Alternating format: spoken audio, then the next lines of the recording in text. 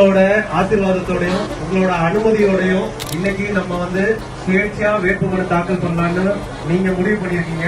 அதுல என்னோட சிறிய ஒரு வேண்டுகோள் இருக்குது. நான் முன்னாடியே சொல்லியிருந்தேன், உங்களால முடிஞ்ச ஒரு 10 ரூபாய், ரொம்ப இல்ல, ஒரு 10 ரூபாய் மட்டும் கொடுத்தீங்கன்னா அதான் நான் வேட்புமனு தாக்கல் பண்றதுக்கு பணமா கட்டி இன்னைக்கு நான் வேட்புமனு தாக்கல் பண்ண போறேன்.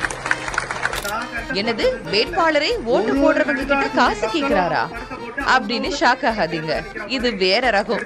காரைக்கால் நெடுங்காடு தொகுதியில சுயேட்சையா நிக்கிற விக்னேஸ்வரன் ஒரு புது பிளான் போட்டாரு. என் டெபாசிட் பணம் என் பாக்கெட்ல இருந்து வரக்கூடாது, அது மக்கள் நீங்க கொடுக்கற ஆசீர்வாதமா இருக்கணும்னு அப்படின்னு சொல்லிட்டு மாரியம்மன் கோயில் வாசல்ல துண்டை விரிச்சு நின்னுட்டாரு.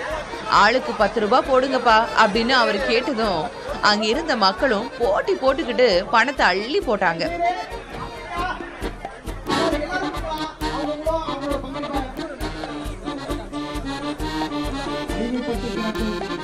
கடைசியில பார்த்தா கரெக்டா 5000 ரூபாய் சேர்ந்துருச்சு.